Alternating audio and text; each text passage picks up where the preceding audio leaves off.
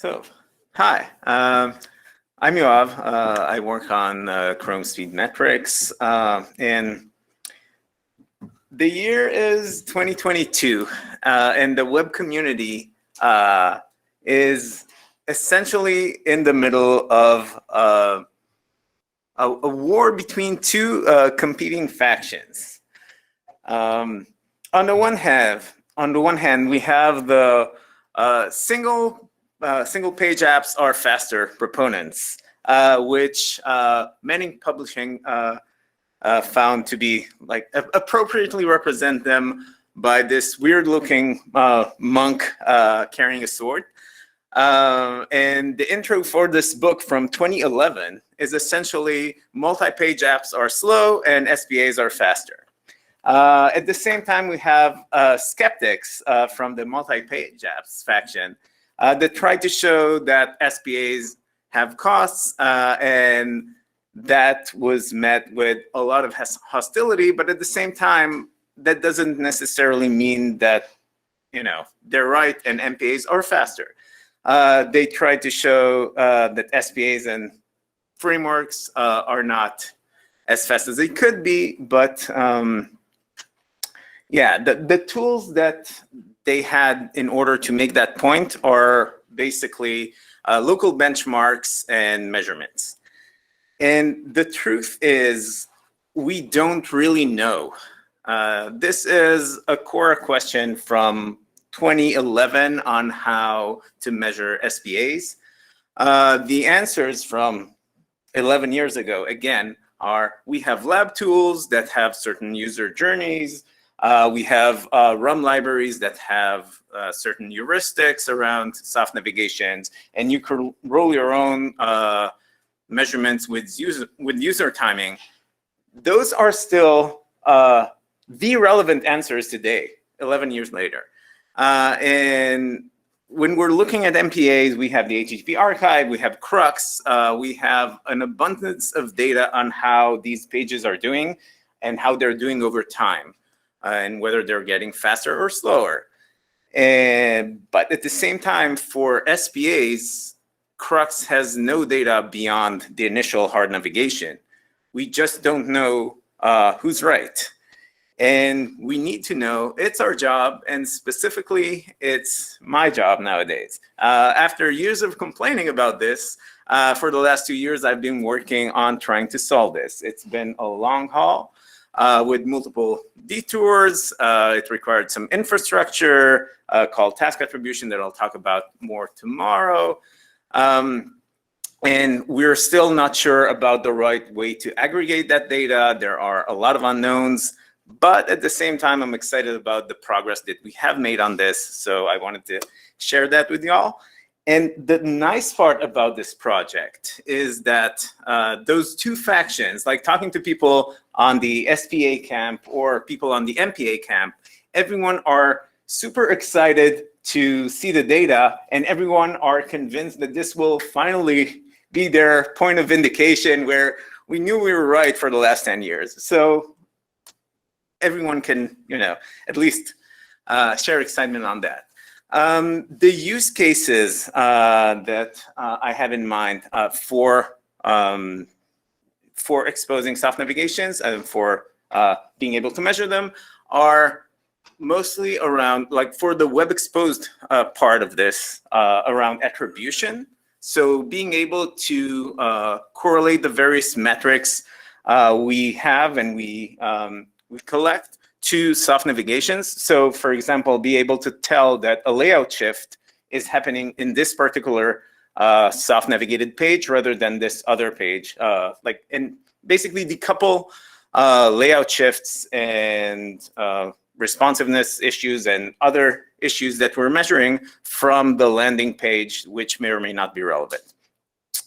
And then there's also the load style metrics. So paint-related timings, FID, that we want to refire when a soft navigation is hit, when it's detected by the browser.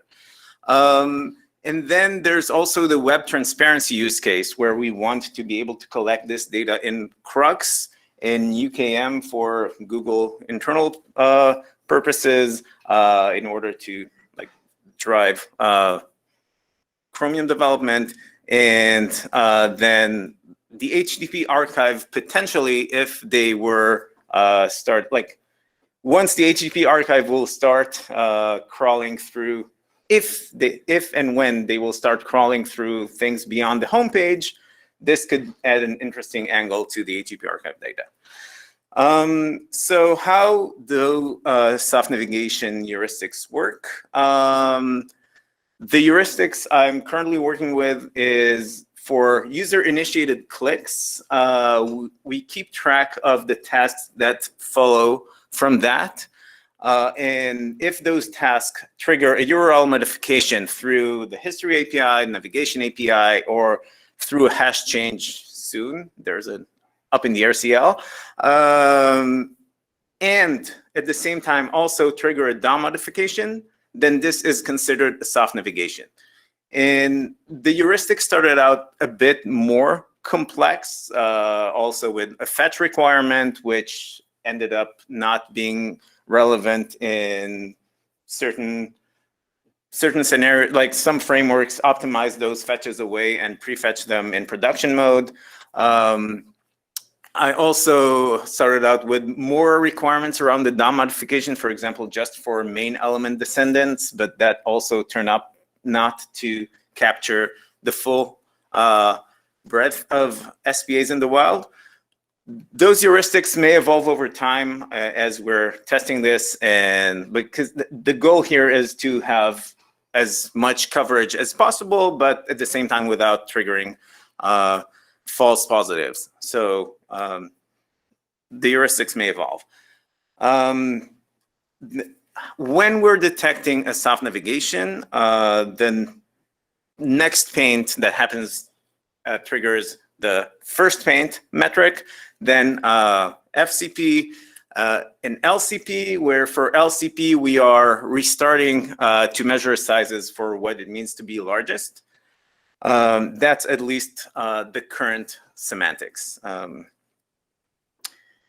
We have a new performance observer entry, which is like, this is not actually correct IDL, but essentially an entry that contains a navigation ID, start time, name, entry type, and duration.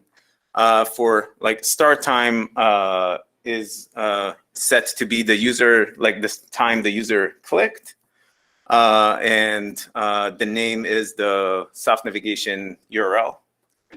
Duration is still up for debate. And the navigation ID itself is something we will use for correlation, I'll talk about in a bit.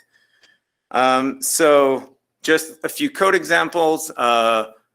So if one wanted to list soft navigations, it's a very classic performance observer pattern where you will have new, like you observe a soft navigation type, and then you just get a list of those soft navigations. Similarly, if you wanted to create that list over time and collect it into an array, the interesting bit is for correlating entries between, let's say, your resource timing entries, layout shifts, anything that you want to measure to the corresponding soft navigation. We are planning to add a navigation ID to each one of those each performance entry, essentially. So all performance entries will have a navigation ID, and that will enable you to correlate whatever entry you're looking at to the corresponding soft navigation or back-forward cache as well. That's generally the plan. And this can enable you, in this example, we are like measuring LCP duration from the navigation start time rather than from the time origin, which is still the landing page. There's, essentially an explainer. We have a YCG proposal, and I'm planning to take this for an origin trial for M109, so hopefully to reach stable early next year. There are a bunch of spec dependencies that will need to be worked out, in particular task attribution, which is the infrastructure I mentioned earlier that I'll talk about tomorrow. This will probably be a larger haul from a spec perspective because it's a new concept that is not currently specified. We have a Chromium implementation that's working with a bunch of bugs, and yeah, I'm hoping to get more feedback on that and more bugs. And finally, there are a few open questions, both like on the web exposed front. There are questions around what the duration should be, because right now it's not really clear what value we want there, and we don't want to wait too long for the duration, because we don't want to delay the soft navigation entry too long in order to get a more potentially meaningful duration value later. There are some questions around what do we want to define for LCP, and yeah, and whether we need more complex heuristics. This is something we'll see in the wild. And then yeah, for UKM, right now, yeah, we'll need to see how we aggregate this data with current hard navigations without you know, dirtying the data too much. And with that, let's chat.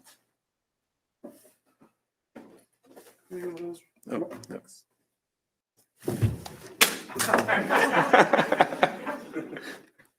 Cool. Once again, anyone in the room can raise their hands. Anyone on virtual can raise their hands in Meet to ask questions.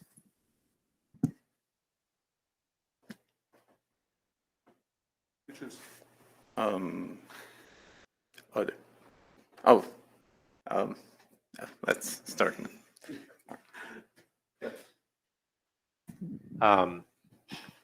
Hi. So just referring back to something I saw in the keynote with the view transitions, do those always qualify as soft navigations in your framework or thinking, or is that kind of like a separate category? It seems to me to be a separate category, because you could have transitions regardless of navigations. Theoretically, like you could have in-page transitions that, you know, where from the user's perspective, it's not a new page, it's not a new URL. So those two concepts seem like intermingling, but orthogonal.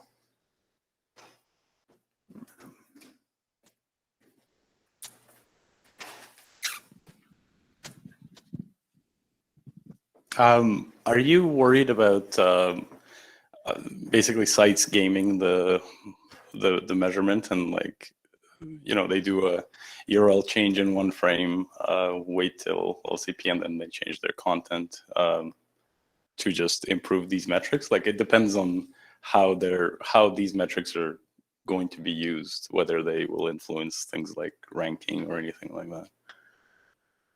So ideally, my concern working on the metric is to make sure that it's as correlated to the actual user experience as possible.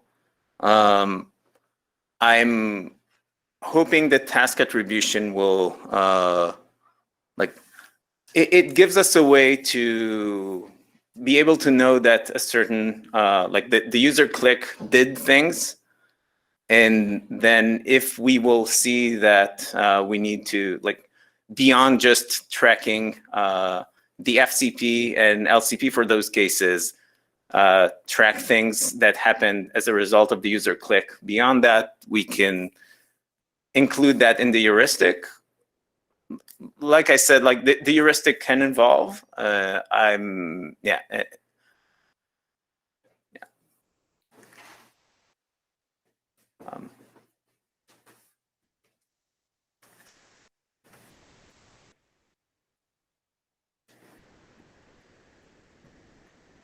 Are you thinking that the performance observers should opt into soft navigation entry reporting, or are you thinking that they should get entries for example, paint timing that are for soft navigations right away when this ships? I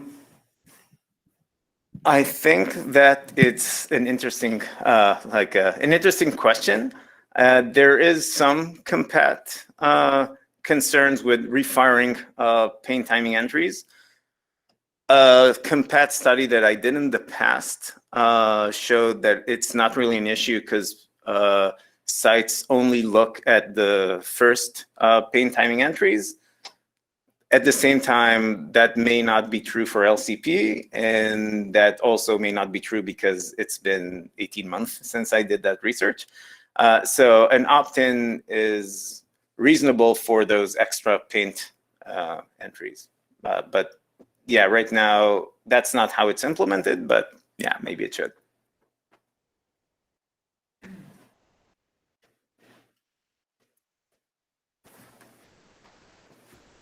I'm sorry, I meant opt-in, not opt-out, but yeah.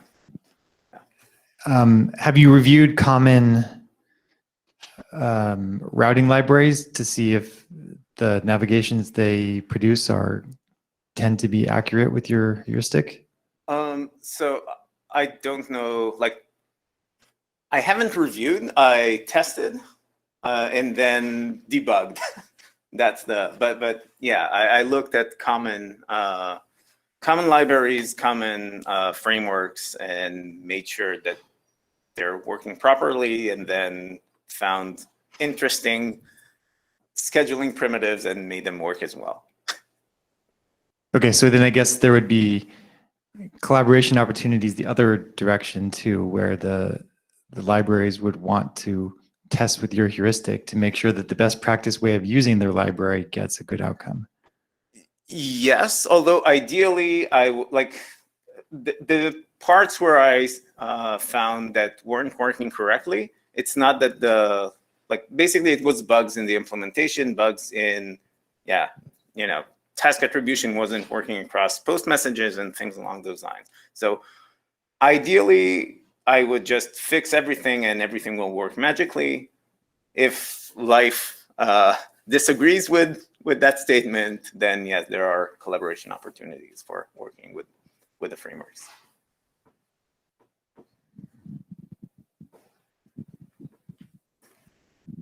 So, I mean, heuristics are heuristics. Is there the possibility of just adding an API so people can mark something as a soft nav?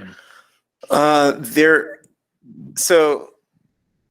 is a possibility. There's also the navigation API that is, a very clear indication of something being a navigation. It is my take that, I basically want to be able to capture the state of the web as it is today, rather than wait 5 years for whatever API to get adopted. So as long as the heuristic path is proving out, that's what I'm sticking with. But if that doesn't pan out, then falling back to the navigation API is an option for the longer term benefits, but it won't give us data on what's happening today. Yeah, Chris. Following up on that question, would you expect that long-term the navigation API should be the answer? That just a What's site the that question? wants to correctly compute their soft navigations should just use the navigation API eventually.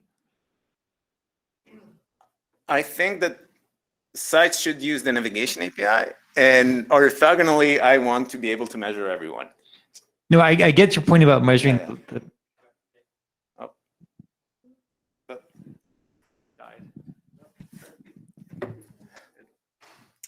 It did. Oh, no. All right. Back.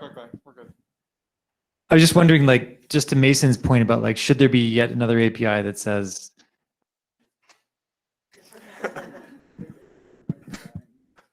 Yeah. Oh, really? Oh, okay. okay, cool, thanks. I'm just to Mason's point about whether there should be yet another API to mark the end of or beginning of a soft navigation.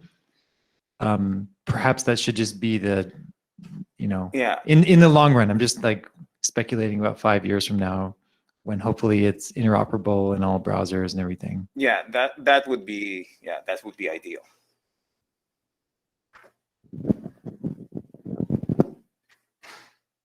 Malte? Yeah, so disclosure in both. I'm professionally, with my new job, very interested in getting this landed. And I used to run the team at Google Search that, did the ranking stuff. So I think it's important to capture the existing one. I think the most interesting part is actually the LCP heuristic, not so much did the navigation happen. I think that's the easy part. And I'm actually not so worried about abuse if we kind of don't allow people to virtually generate lots of events. So if we say there can't be more soft navigations than the average multi-page app does per time, then I think this is like a very boring abuse vector, so to say. Like if you get a click and something happens, more power to you. It's navigation. So I think I'm actually very optimistic this can be done really well without having to worry too much about abuse. Awesome, thanks.